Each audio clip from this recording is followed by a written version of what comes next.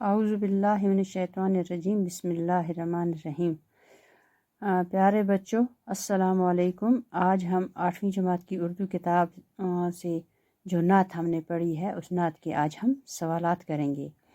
تو بچوں، میں نے سوال لکھے ہیں اس کے۔ پہلا سوال ہے، یہ میں پڑھوں گی اونچی آواز میں، آپ غور سے سننا اور دیکھنا اپنی اس کی طرف، اس کے بعد پھر آپ اپنی کاپی پہ لکھنا یہ سوالات۔ پہلا سوال ہے، شاعر نے حضرت محمد صلی اللہ علیہ وسلم کی کچھ صفات کا ذکر کیا ہے، آپ ان خوبیوں کو اپنے الفاظ میں بیان کریں۔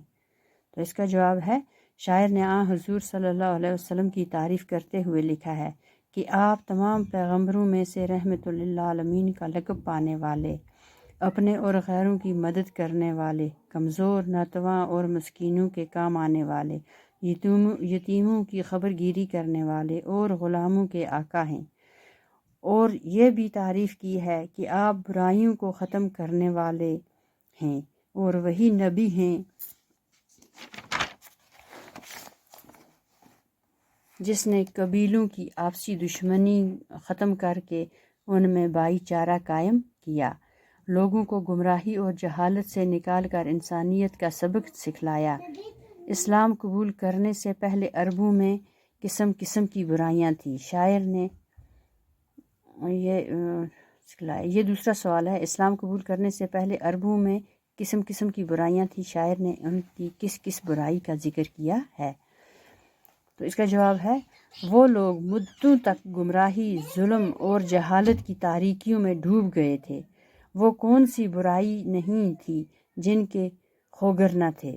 عورتوں پر ظلم کرتے تھے، بچیوں کو زندہ دفناتے تھے، بات بات پر آپس میں خون ریز لڑائی لڑتے تھے، ہر قبیلہ ایک دوسرے کا جانی دشمن تھا، ہر طرف جہالت کا اندھیرا تھا، امن و سکون کا کہیں نام و نشان نہ تھا، جھوٹ، ریاکاری ان میں عام تھی۔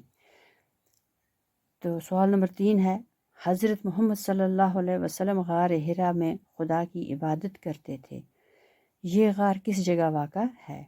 تو اس کا جواب ہے بچوں، غار حرا مکہ سے 2 میل کے فاصلے پر ایک پہاڑی پر واقع ہے، یہاں تک جانے کا راستہ بہت دشوار ہے۔ اس پہاڑی کا نام حرا ہے، اس لیے اس غار کو غار حرا کے نام سے پکارا جاتا ہے۔ تو بچوں ایک بار پھر میں پڑھوں گی، آپ وہ کہیں سے کوئی رہ نہ جائے، پھر میں اونچی آواز میں پڑھوں گی، آپ سنیں گے۔ پہلا سوال ہے، شاعر نے حضرت محمد صلی اللہ علیہ وسلم کی کچھ صفات کا ذکر کیا ہے، آپ ان خوبیوں کو اپنے الفاظ میں بیان کریں۔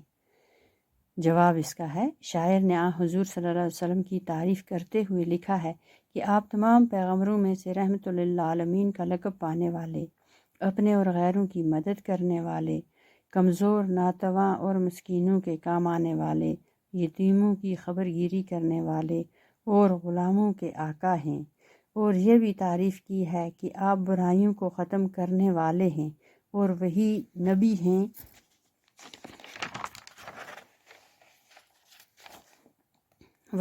ہیں جس نے قبیلوں کی آپسی دشمنی ختم کر کے ان میں بھائی چارہ قائم کیا، لوگوں کو گمراہی اور جہالت سے نکال کر انسانیت کا سبق سکھلایا۔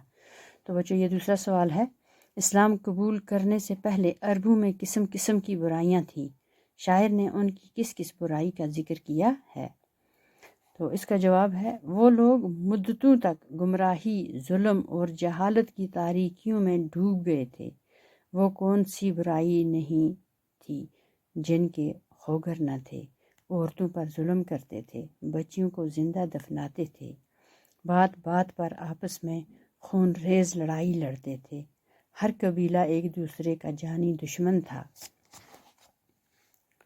ہر طرف جہالت کا اندھیرا تھا، امن و سکون کا کہیں نام و نشان نہ تھا، جھوٹ، ریاکاری، فریب ان میں عام تھی۔